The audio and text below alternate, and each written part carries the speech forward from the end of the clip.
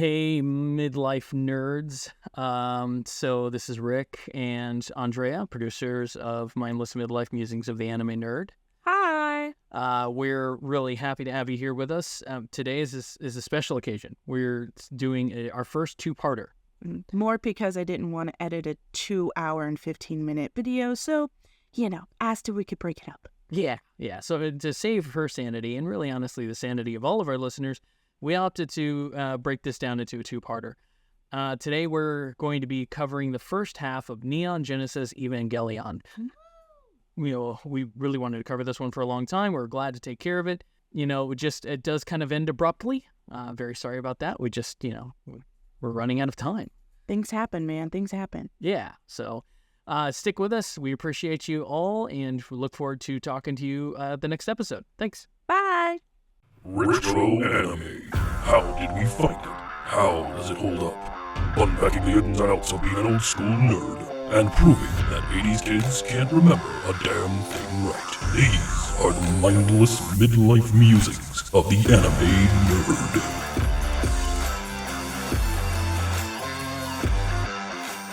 Welcome to Mindless Midlife Musings of the Anime Nerd. I'm Rick, and I'm joined by the rest of our panel, Vic, Brian, and Lynette. Hello, everyone. Hey, everybody. Hello, everybody. Today we suit up and join Nerv in the battle for humanity as we fight angels and our own psychological breakdown in Neon Genesis Evangelion. Neon Genesis Evangelion is a Japanese mecha anime television series produced by Gainax, animated by Tatsunoko, and directed by Hideaki Anno. It was broadcast in Japan from October 95 to March of 96. The series was distributed in North America and Europe by ADV Films on 13 VHS tapes released from August of 96 to July of 98. It saw subsequent releases on Laserdisc with DVD versions in 2002, 2004, 2005 for a Platinum Edition, 2007 for a Steelcase Edition, a fucking Holiday Edition in 2008. It's currently available for streaming on Netflix, featuring an all-new English dub, and was released on Blu-ray in 2021 by G-Kids, in a Standard Edition, Collector's Edition, and Ultimate Edition, the latter featuring the original ADV English dub. Basically, if you want to see this, it's not going to be hard to find. Should be one of the easiest titles to find. Indeed. So, our story The is set... question we're going to answer is whether or not you should go find it. Set 15 years after a worldwide cataclysm called the Second Impact, Shinji Ikari, a teenage boy, is recruited by his father Gendo to the mysterious organization Nerv, where he pilots a giant biomechanical mecha called an Evangelion and fights against beings known as angels. This series is... The best way to describe this series is it is infamous. It is arguably one of the most famous anime series of all time. It's influenced about as much anime as Akira has and Miyazaki has. It's a big deal. And because of that, we took our time getting around to covering it. That and the fact that it's probably the first full series we've all watched at 26 episodes. So we're going to dig into this. There's obviously a lot to discuss about Evangelion, from its imagery derived from Shinto and Jewish and Christian mythologies, to the psychoanalytic last couple episodes, to the history of the anime itself, Hideaki Anno and Gainax and all of this shit. So at best, start at the beginning. The beginning. Okay, all right, so let's ask the important question. Let's get the first question out. How did everybody watch it? It's a great question. Great. I watched it on Netflix, and I watched it dubbed. I watched the Netflix dub. I'm in a sub-only household, so. That's so funny. It's only you and I. What are you trying to say?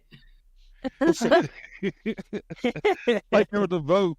I actually did half and half. Did you? I did. I shocked myself. I did half and half. I was like, if this thing is so famous, their dubs better be on point. Yeah. So I put it put it dubbed with the sub. Oh, okay, They yeah. were So yeah, close. They were close. they were. I did dub with the sub, and can I tell you why? Oh my gosh. Would you guys believe, or is it possible that there's too much happening that you could overload your senses? Absolutely. Oh, it's a possibility. Wow. Okay. It sounds like that's what happened. So let's start real basic.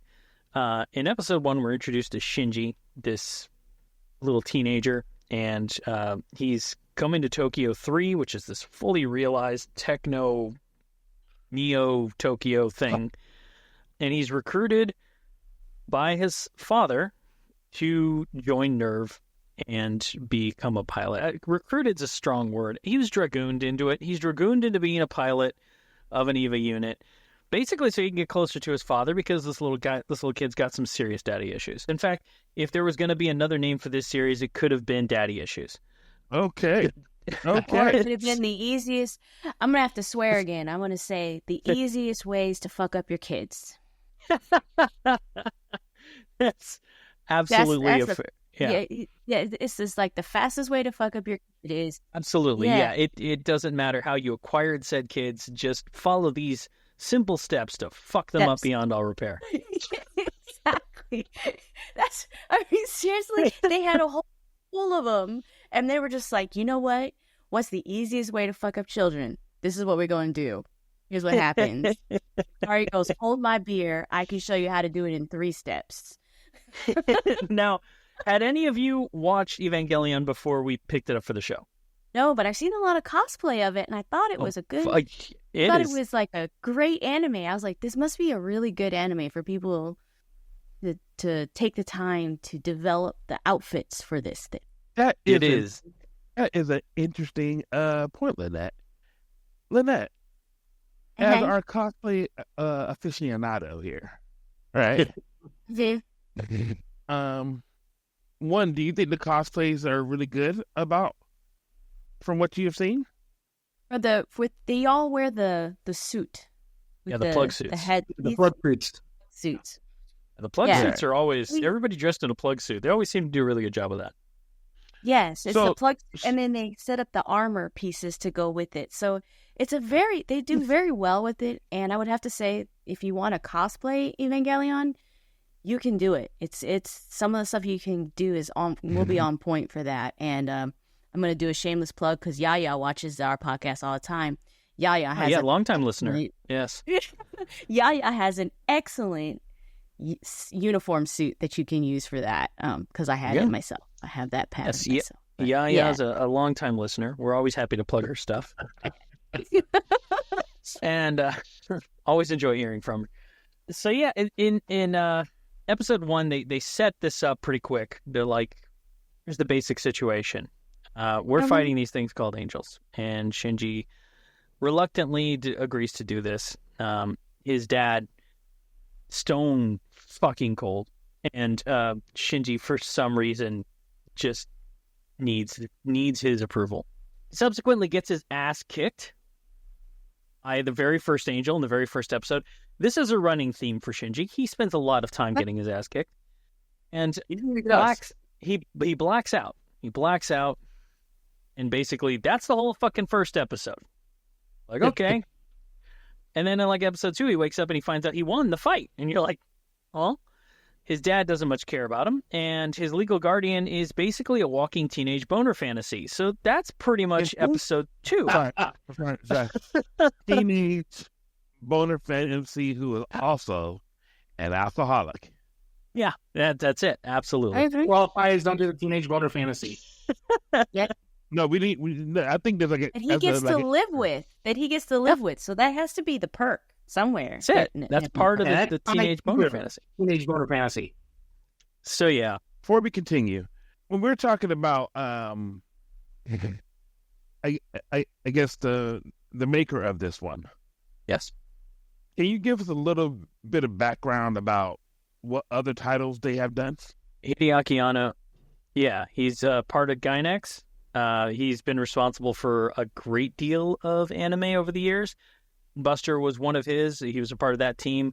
He was an animator on I think he even animated on Super Dimension Fortress Macross. He's animated on, man, his list of accolades is long. But Evangelion is his magnum opus. It's the thing that when you say his name, people are like, oh, he's the guy that did Evangelion. And even most recently, besides the rebuild of Evangelion series, which are pretty much redos of the entire series in 4 movies, he's also done things like Shin Godzilla, Shin Ultraman, Shin Kamen Rider. Yeah, he's had his hands in a lot of Japanese media over the years. And for the purposes of this show, I want to be clear that our required viewing was only the 26 episode Neon Genesis Evangelion. Yes, I know. Yes, we all know there have been several follow-up films and an alternate end of Evangelion film and another retelling thing that happened. It's great. That's not what we're covering today. Just watched the 26 episodes. Correct. And I'm not really going to get into each and every one of those episodes because that would be a very long show. But we are going to get into some of the broader strokes of things here. Some of the other characters that get introduced into this. Shinji has to move to this new Tokyo 3. He has to go to school there. He's put under the care of Misato. Jesus Christ, Rick. Misato. I'm going Misato. What's great, great because dad can't even fucking be bothered. So he puts Misato in charge of him, and he has to go to high school. And he meets some kids in school. Toji, who's an angry kid and doesn't like Shinji at first because Shinji's a really shitty pilot. Kensuke, who's this military fanboy and a friend of theirs. And Toji's beef is justifiable. He's angry because his sister got fucked up when Shinji was on his very first mission fighting a giant fucking angel thing. So really, I feel like the error here is on the judgment of Gendo, but we'll get into that. And perhaps properly training people do combat with life-ending beings, but, it's a that. So, yeah, basically, like in the first 4 or 5 episodes, Shinji loses basically every fight, his ass handed to him over and over again, which I appreciate because it does show that he's not cut out. He's not cut out for this, and it's something he has to learn to do. And Well, like some other anime where someone's first time in a giant mech and they're destroying things left and right, no issue. Right. Yes. They stuck true to the teenager aspect of it. This boy was like, I don't know what I'm doing. I don't know why you want me here. I keep getting beat up. Probably should have gone through some, Yeah. So, all right. So, he is way different than your typical protagonist that we without a doubt discussed. He's a reluctant protagonist, which we're used to reluctant protagonists, but he's like really, really reluctant. He got dragged by his butthole. What are you talking about? Like he is running away, and they took that plug and went, "No, you coming?" And then just he's by the end of the episodes, he's still dragging. He didn't want to be there. They took him by his butthole and grabbed it. Hold on, man. The words that we're using, I have issues with the words that we're using to describe Shinji. I think that if we really, really, really dig down, we can find a much simpler term to discuss or how we can talk about Shinji. Does anybody want to give it another shot before we open it up to the audience? We've got a long way to go on this. I think we'll find the word, Brian. And then if not, I'm sure you'll help us there. He's a bitch. He's a bitch. He's a 14-year-old.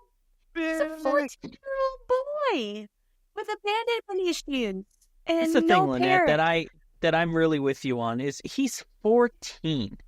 He's a 14-year-old boy that's got the weight of the world thrust onto him by a really, really shitty father. And I think that's... You can see him go zombie. Like episodes 5 through 8, all he's doing is, yeah. And that's all because he doesn't care.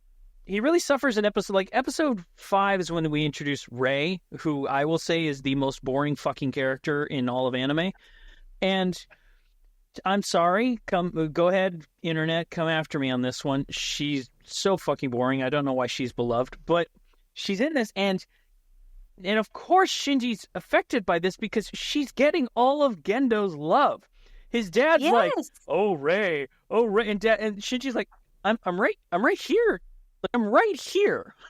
Right? His dad goes, "You got 3 minutes."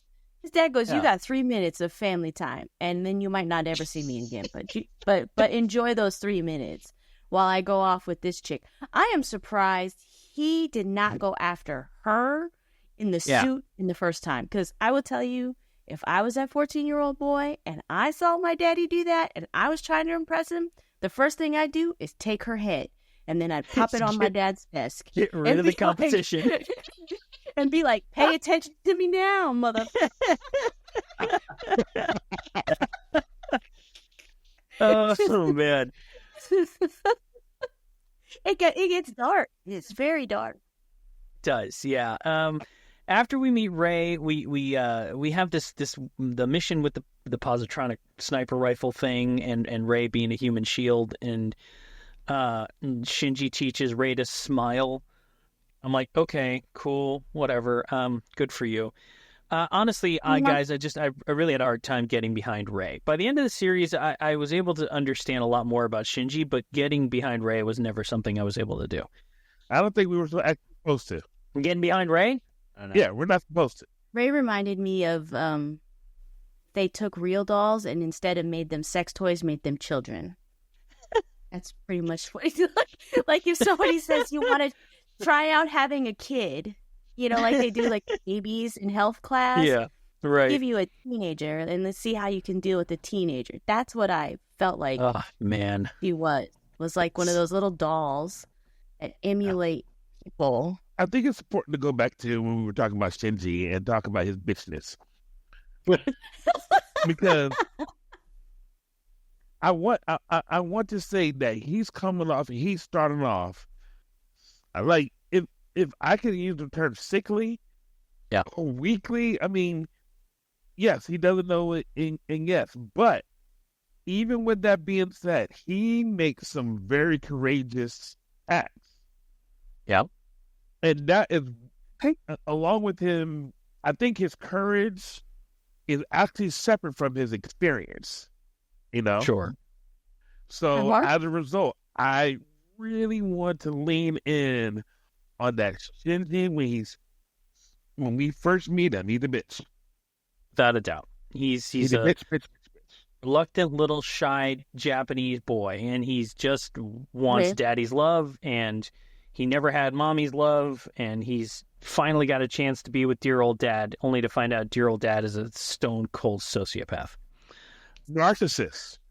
Oh, without a doubt. Absolutely a narcissist. There's this episode, it's episode 7, where we have like Gypsy Danger. I mean, Jet Alone, because it's a great name, as this nuclear EVA unit that has this meltdown. And it really just kind of like shines a light on Gendo pretty early on, where you find out that basically he and Ritsuko sabotaged this Gypsy Danger to have a fucking nuclear meltdown, risking his son's life.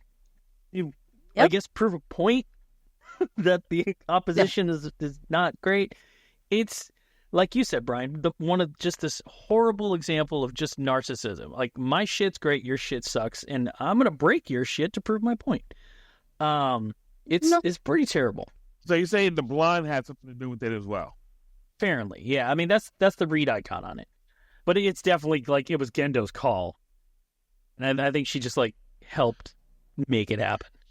There was nothing that happened without that man, without absolutely. that person. So now episode 8 is where we get to what I believe is probably Brian's favorite character, I guess, based on reads from earlier things. It's where Asuka joins, and Asuka joins via naval transport. And I gotta tell you, you had to bring the Navy into this.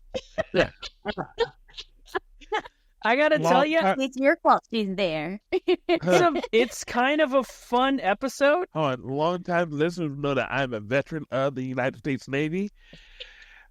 Oh. They are transporting Eva 2 with Asuka and her handler at this point, Kaji, who becomes rather important later on. And it's a fun episode in the sense of the angel attacks the ships and is going on, and then you got this like, at this point I can say it because it's come out, but it's like this Godzilla versus Kong thing where they're jumping from ship to ship and she's trying to kill this angel out on the water. It's Why a do you pretty gotta wild do that? one. Because the angels can't swim. That angel could, right? And that's the one thing about these angels that is really just becomes thematic throughout the whole series. Every time they say angels aren't supposed to be able to do that, they fucking do. They do it. It's pretty much universal, and it continues on through. But yeah, we finally get it's 8 episodes before we bring in Asuka, and Asuka is the redheaded half Japanese. I don't really know how they broke down her nationality, but she's They say German. They say German. yeah, she's German. She's definitely German. Yeah, she's German. No, she's full German, and she had to learn Japanese. And I do like Yeah. some of the bits there about her not understanding Japanese culture, like why the rooms are so small and she's all bitchy about it, and things like that are kind of fun. And Look, she comes in hot. She really comes in hot. She's got an attitude. She might have melted the ship she came in, so I was like, what the hell?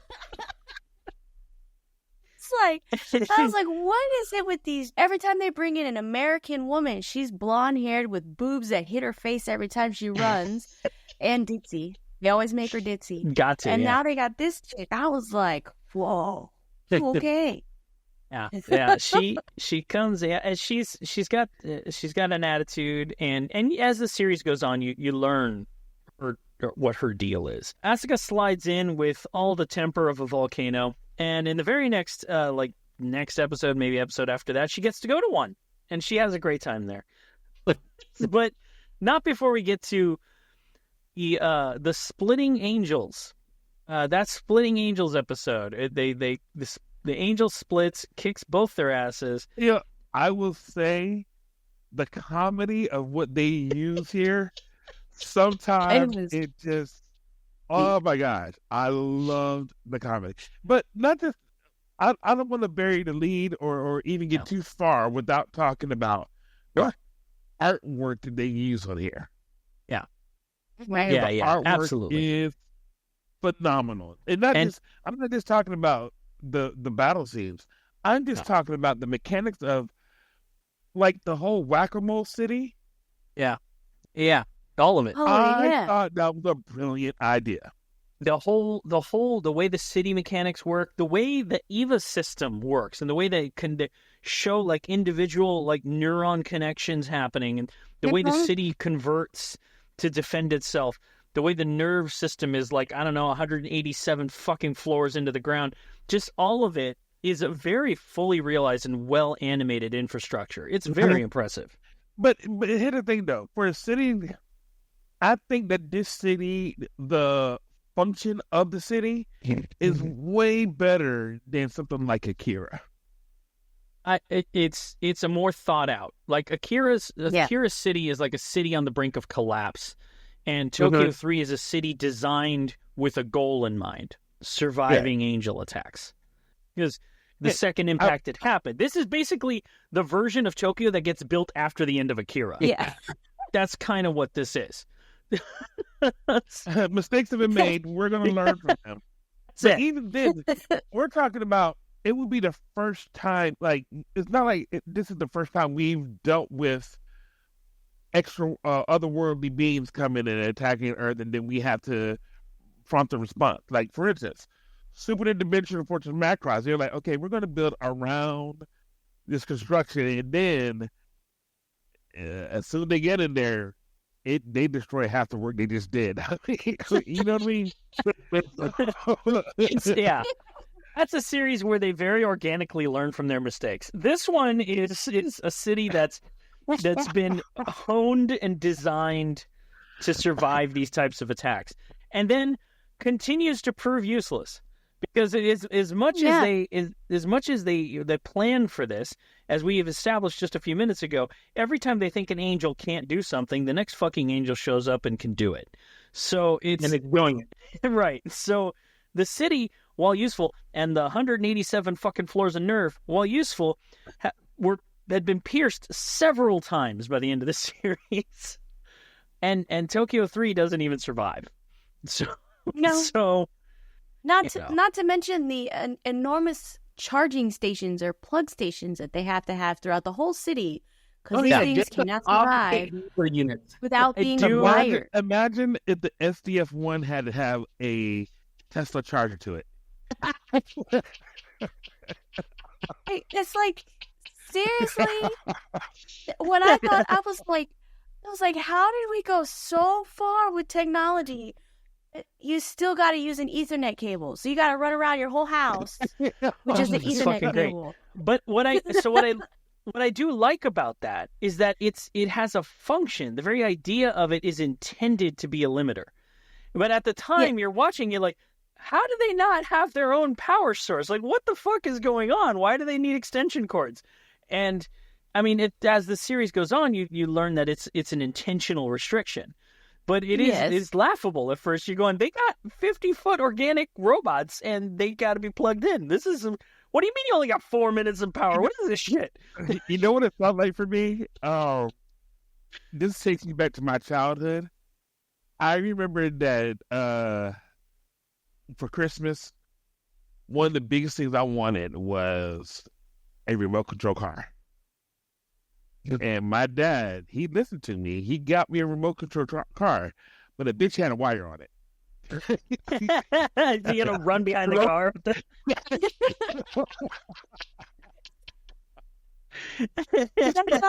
something that, oh my gosh, I'm telling you, I saw that cable. You just better run and keep up with it. Yeah. Oh my gosh.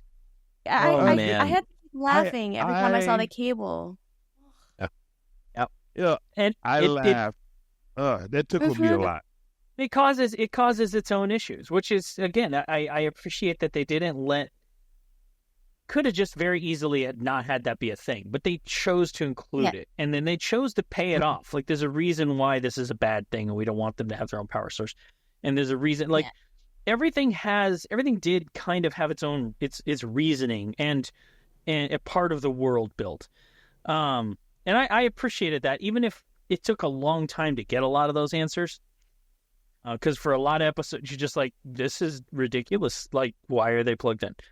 For a lot of those, every time I saw it plugged in, I kept going, Gundam would have been a comedy if they had done that to them.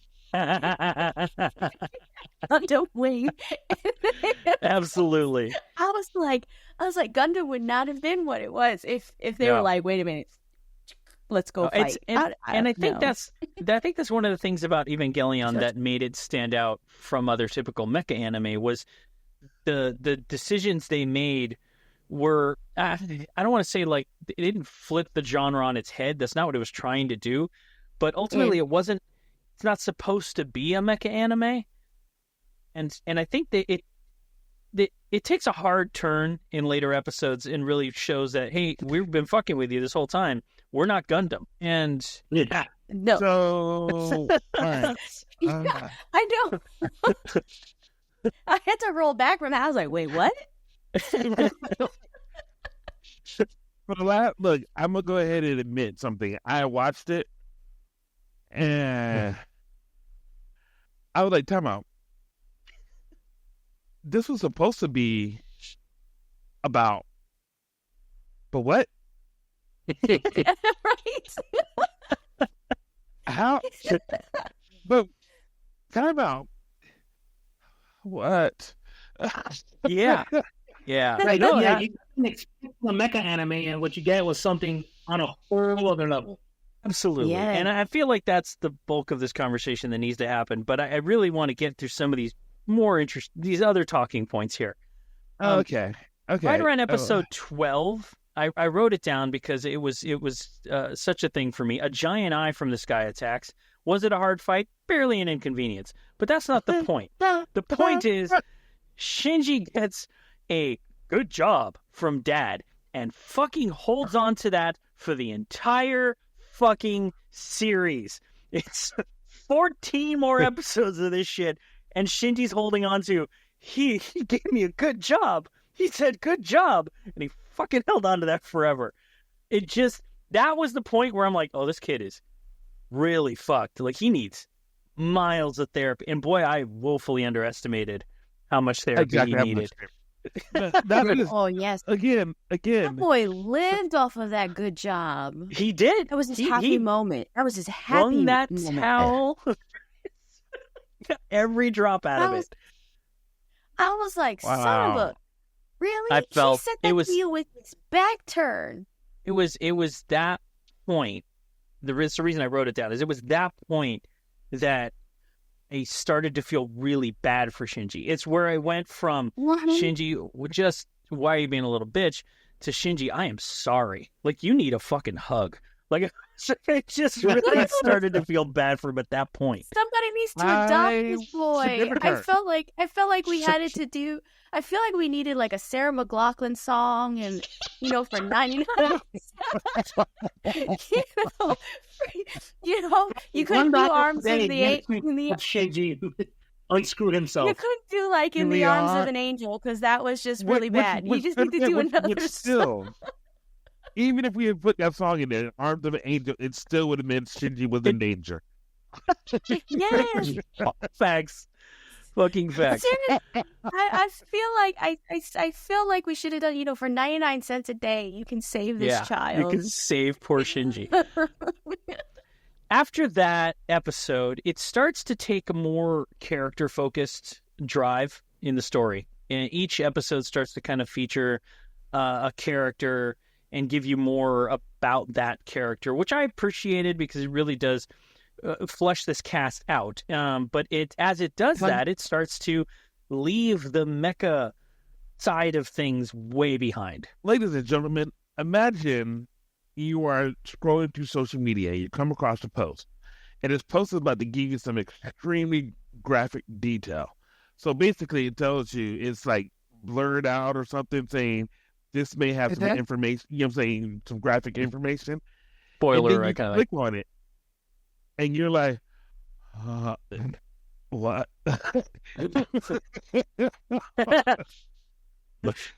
What?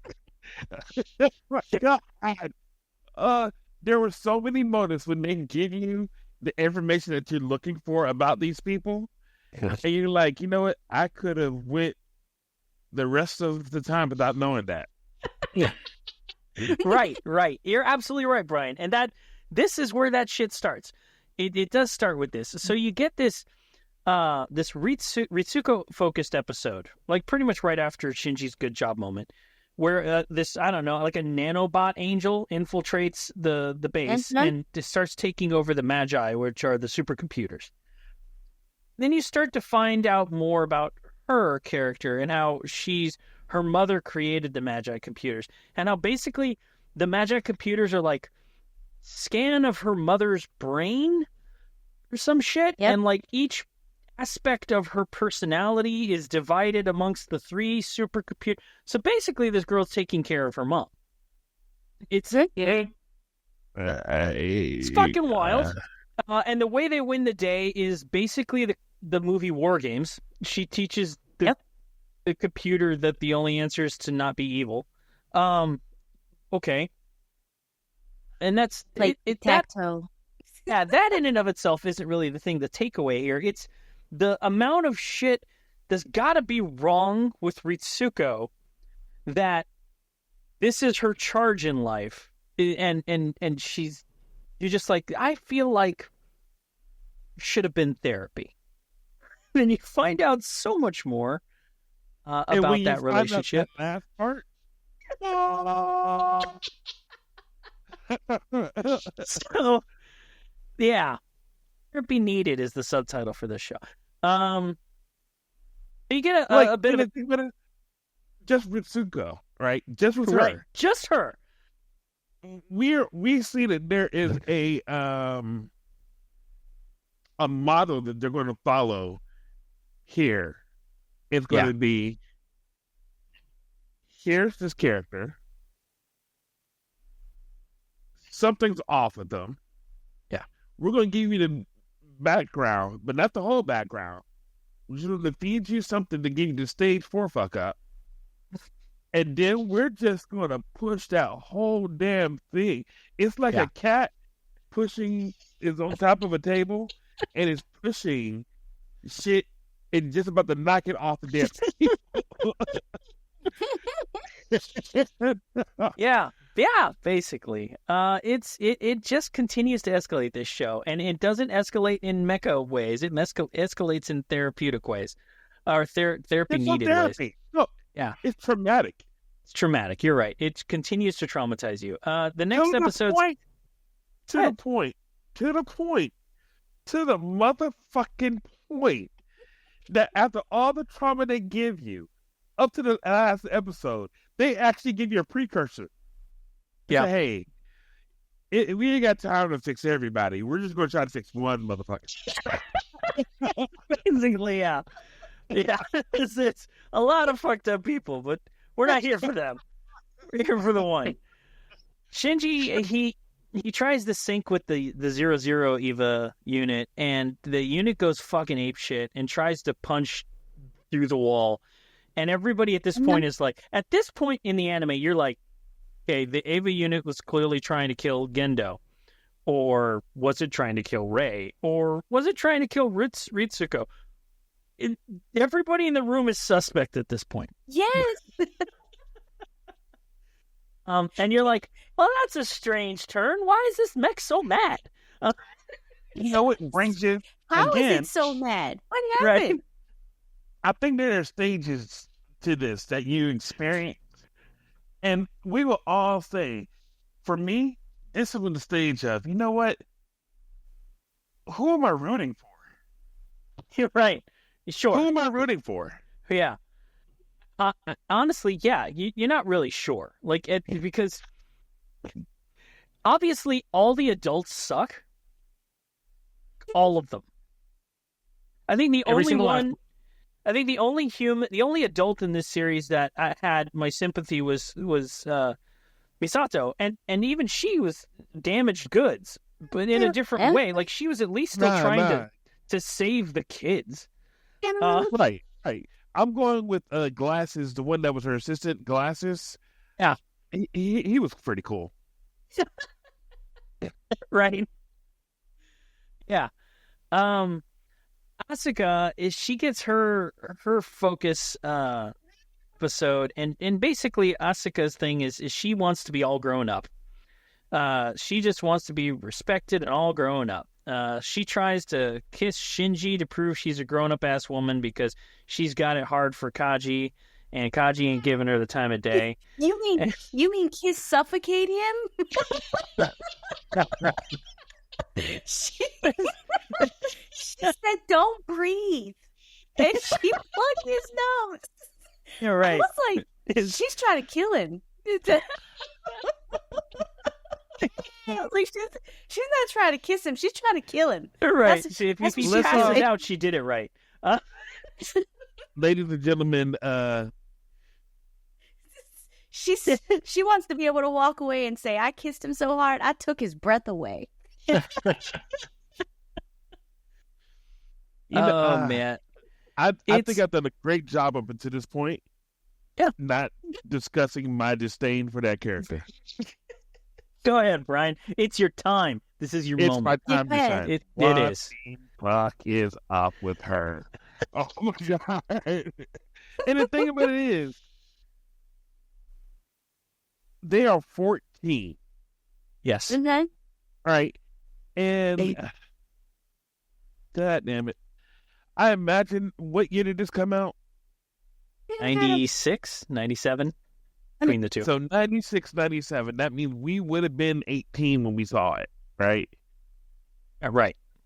Imagine you are, it's like you've graduated from high school. And they want you to hook up with somebody who just got into high school. You're trying to be proud of it. That's what it felt like seeing the nudity of this show. Man, Sure. it's like you hear that when you talk about pedophilia, right? Believe it or not, pedophilia, people, there's actually different versions of it, but the reason why you can't talk about it because you sound like a pedophiliac if you try to No talk matter about what.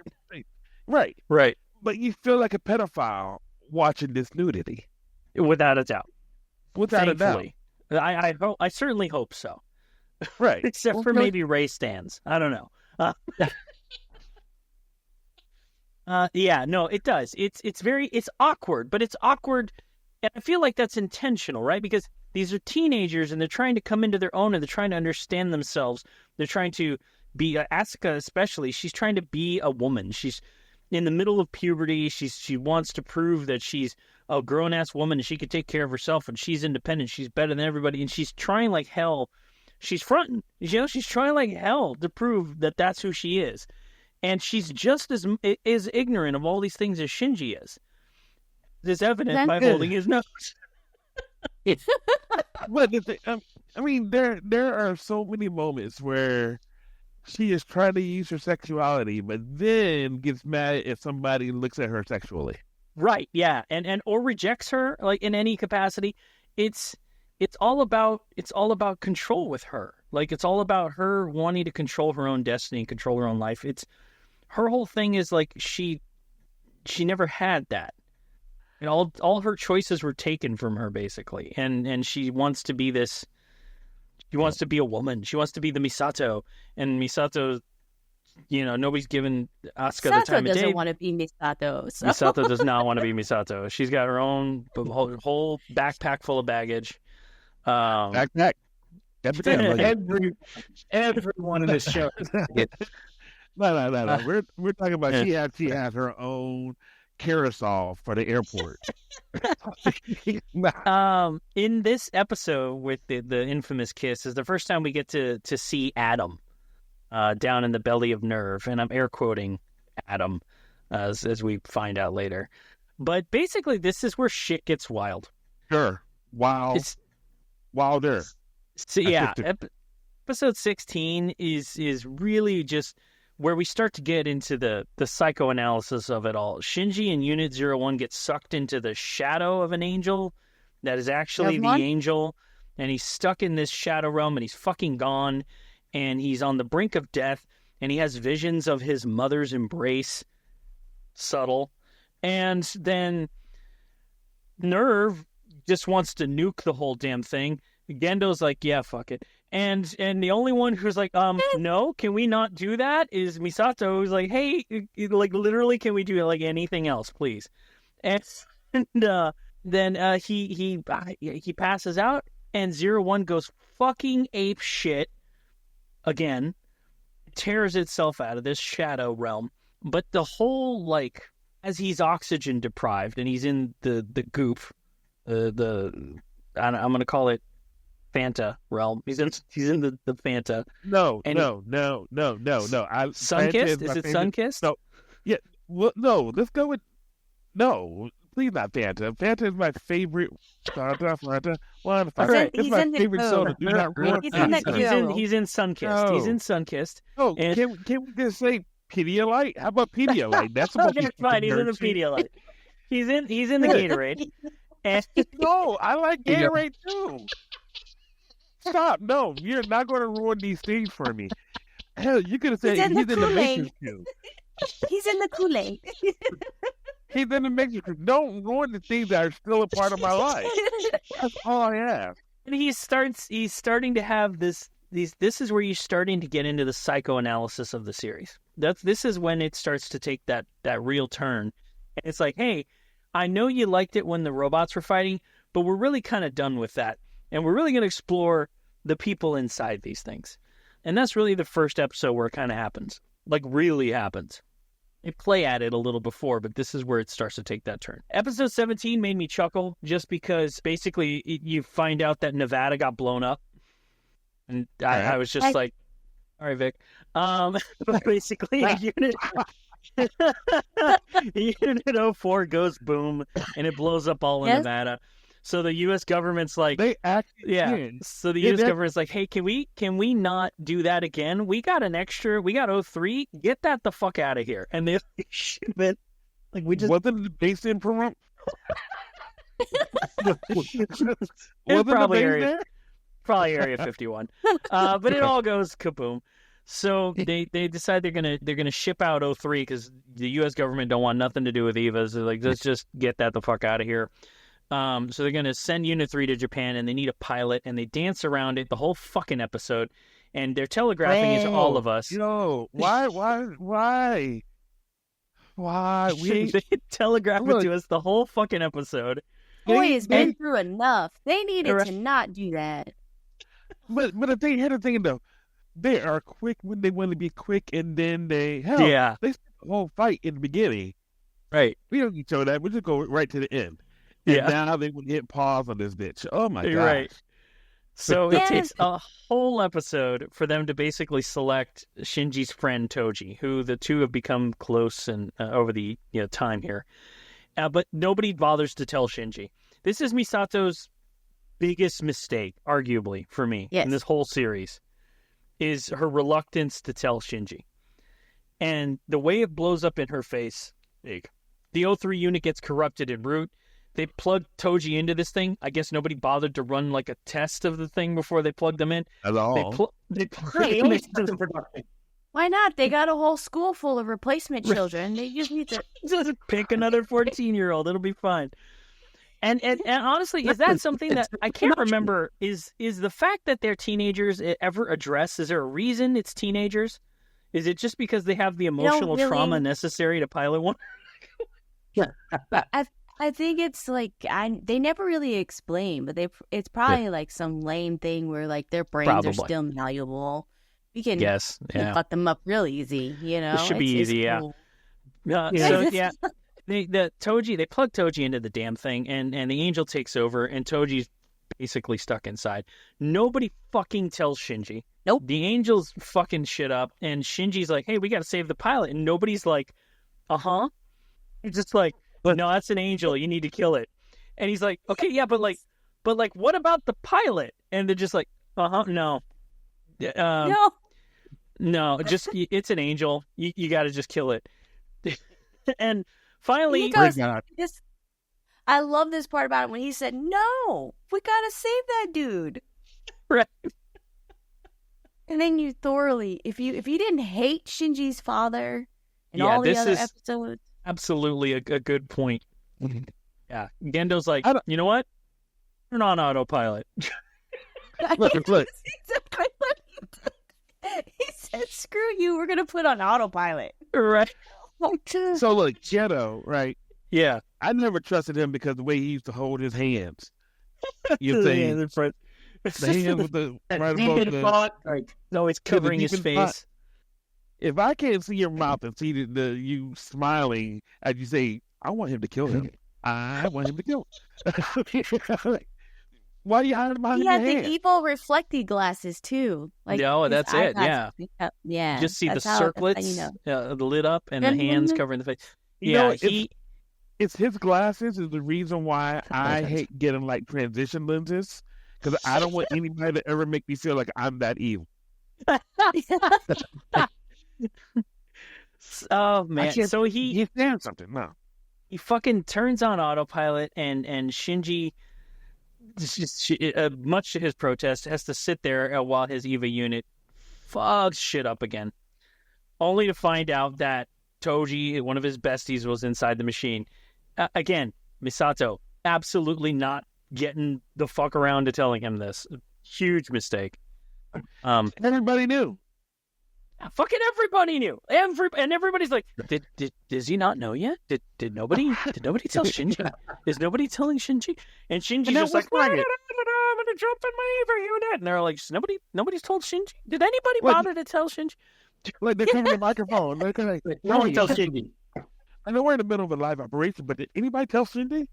Nobody. Exactly. Oh, God damn it.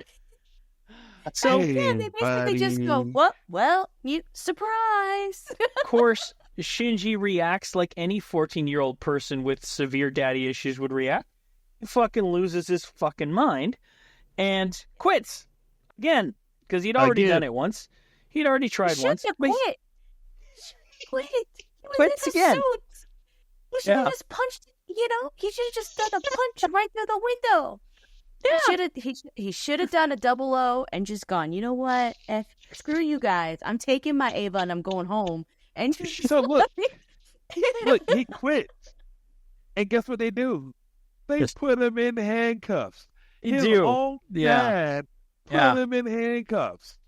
Yeah, he quits again, and this is the episode where Kaji, Asuka's handler, and also secretly Misato's ex-lover, reveals that the Eva Project and Nerv are designed to protect Adam, the angel, and the angels from merging with Adam. And this is where you learn the ultimate goal is not so much killing the angels to protect humanity. It's more about, let's just not let them anywhere near this thing we've got locked up in the basement. Mm-hmm. And that's pretty much the whole thing. Doesn't go great, this fight in this episode, but this is the one where the Eva 01 unit loses, goes ape shit again, literally fucking eats an angel. Yo.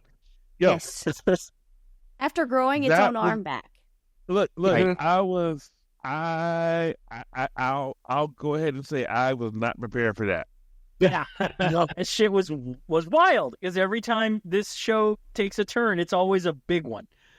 Yo, I was woefully underprepared for that. To the point where, oh my God. What? I was like, you don't see that on Macross. Right. Yeah, no. The thing is that this is where you learn about why the EVA units, they didn't want them to have their own power supply, why they had to be plugged in, because it needed basically a kill switch. We couldn't have these things just running because they're basically fucking living things, which they've been playing at for the whole season until the whole show, and it's really kind of at this point you're like, it is legit its own thinking entity, and that is highly problematic. And not only, but also showed like the whole sync rate. He hit 400%. Right. And apparently, once 400%, I don't think it's more of a sync rate. I think that it ate him. 0% is the human side, but the more you get closer to 100%, is that when the Ava takes control. Certainly seems like it. And 400%, at 400%, shit goes hella sideways, and Shinji turns into fucking Pedialyte. Yes, he did. He turns into Pedialyte. Shinji turns into fucking Pedialyte, and it's just a fucking plug suit sitting there floating in Pedialyte, and everybody's like, "What the fuck?" And I love how they're just Ava's all bandaged up and shit, and they're just kind of talking like, "So, we're just gonna make a new body for Shinji. We're actually really good at that. We do this all the time, and then we're just gonna like coerce his psyche into the. We're just gonna coerce his psyche into the body, and everybody's like, "Oh, yeah, that'll work out fine. We got this." Yeah, have we ever done this before? No, but it'll be fine. It should be fine. Oh, man. And then we're there, and we get to experience the second real journey into Shinji's fucking psyche, and it's a damn mind trip. That thing is, oh my gosh, you don't need a Rorschach test for that boy. He's broken. He's so broken, and it's. I think like part of it is the Eva unit itself projecting onto Shinji. It's not just what's going on in Shinji's head. It's like the Eva unit's perception of Shinji, and it's like coming back on him. So it's like a twofold thing. It's Shinji's own his internal struggle with his identity and who he is. But then it's also the Eva unit being a judgmental fucker and like sending like imagery into Shinji's head. And ultimately they fail. They fail. Surprised. I was thoroughly surprised that their whole new beta testing of building a person like you could 3D print them. They ultimately fail, and Misato's there holding the plug suit, sobbing, fucking furious. And it's great because her evolution as a character, going from the stalwart general at work to the drunken teenager's boner fantasy at home. And then she's slowly, because of Kaji, like slowly coming around to the idea, like, we the baddies? And it's really sort of like starts to sink in. Lucky for Shinji, his weird psychoanalytical bullshit, even the Eva's like, you know what, no, I'm good, and spits the body out for him. So here's a body, get the fuck out. Evicted. They're right. Look, I consider myself a logical being. I could not wrap my head. It's a lot. It was at this moment in time, I was like, I'm just watching it for the rest of to complete the assignment. I don't. Yeah. I realized I did not take psych in college and school of anyone. I am not going to let this show try to talk to me about how to value my fellow man when who's the fucking this teacher ghetto? Man, fuck out of here. Yeah, you know seriously. No. Which is this? Oh no, I'm sorry. This is where it's like, seriously, how is it so beloved? At this moment in time, I'm like, what are you guys? What are we even fucking doing here? You know, I had to go back and make sure this wasn't a clamp anime, because this is usually how clamps go.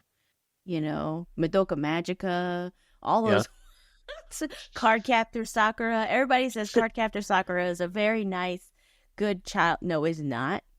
Don't believe the lie. With psychological existential crisis at the end. Like, and we've already I've already had mine for the year. We did Ghost in the Shell, and I was like, never again. Ghost in the Shell. Evangelion's like, hold my beer. Evangelion went, I think we could do it better. And I'm telling you, that whole episode where it was just a floating suit in Pedialyte, I was like, the Eva ate him. That's the whole thing that I kept thinking was like, the Eva ate him. Because when it grew its own arm, and it started eating the other angel, I was like, mother, this is a kaiju. I don't know what's happening. This little boy just power got armor ate. on Godzilla. This shit's weird. Like that this moment, little boy just got ate. It was. I mean, when that first started, and the whole eating of it, I was like, well, that's one way to get rid of it.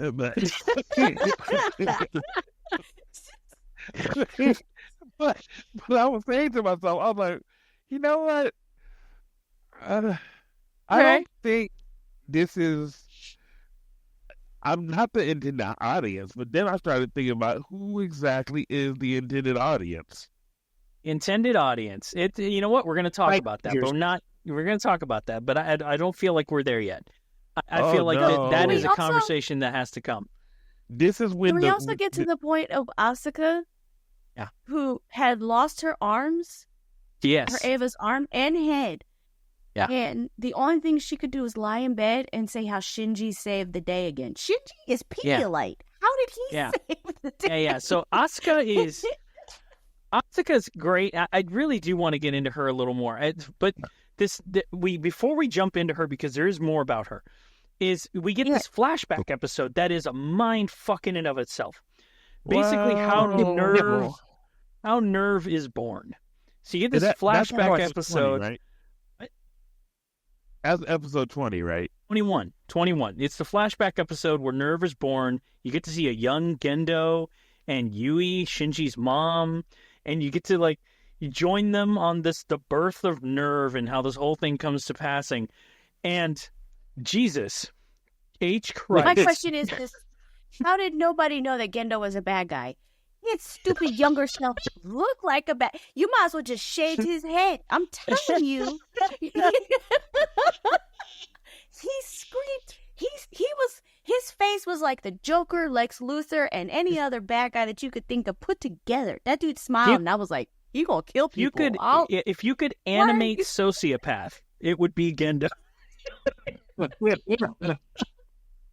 he Right. somehow Right. manages to woo Yui, and Yui like ends up with him, and the two of them are clearly aligned in completely fucking up their kid, because she brings him on a, I guess, bring your kid to work day to basically watch her die. And how does, I think we need, look, we're talking about how bad this dude is. I think we need to start listing out his crimes for the people. Okay. Genocide. Right. There you go. Genocide, child endangerment. I feel like Multiple counts of child endangerment. multiple counts. Abuse. Yeah. Mental, You're emotional. saying genocide because he's actually responsible for the second impact, right? Yes. Yeah. He's responsible for every death after, starting then and afterwards. And what was his motivation for these deaths? What was his Thanos moment? Why? To be God. So there's I this television, there's this series. It's a short series, and it's on Netflix as well. It's called The Imperfects.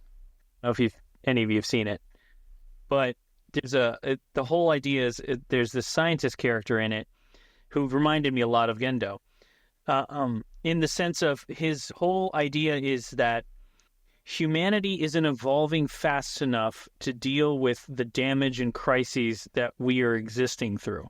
So I'm going to use science to force mankind to evolve faster. And that's ultimately Gendo's whole thing. Is I personally feel like humanity just needs to evolve past this shit, because emotions are hard. Emotions are hard.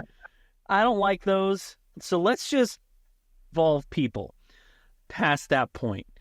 And so Shinji's mom fucking dies, and what does Gendo do? Gendo does what any dutiful husband does. He immediately clones his wife into a daughter. Yep. And I love, because it's everybody who works like, that's fucking Yui. Like, he made it, and nobody's saying it to his face. They're all just like, that's Yui, right? And everyone's like, yeah, that's totally fucking Yui. You can't dye her hair. Like, You can't dye her hair and say it's somebody else. No, that's fucking Yui, right? That is your wife. Yui. You just And something's fucking wrong. Like, he didn't quite get it right, because Ray 1.0 was a fucking psycho. Yes. Ray God. Ray 1.0 is fucking crazy. Literally drives a woman insane. Insane. Yes. She's like, I'm going to talk to you until you choke me out and then blow your head off. Right, Ow. and then just can dive. Fuck you. I watched that episode. And I named it a cookie after that. I was like, I mean, I need to go hug my mom. A lot goes down in that. And it really is kind of a revealing moment. Well, and honestly, at the end of the episode, Kaji's killed too. So there's a lot of death in this episode. Yeah. But who killed Kaji? Nobody knows. Everybody has their own guesses, basically, but it honestly is probably just fucking government agent. I don't think...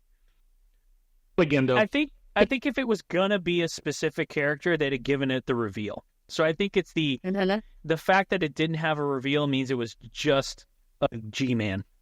Just a thug that got hired to do the deed. Hey nerds, that's going to do it for the first half of our two-part Neon Genesis Evangelion episode. Do come back in 2 weeks. Check us out. We appreciate all your support. You've just been privy to the mindless midlife musings of the anime nerd, presented by Geek Grotto. For show notes and corrections, or for general geeky fun, you can visit our website at geek-grotto.com. If you're listening to us on your favorite podcast app, please like, follow, and subscribe.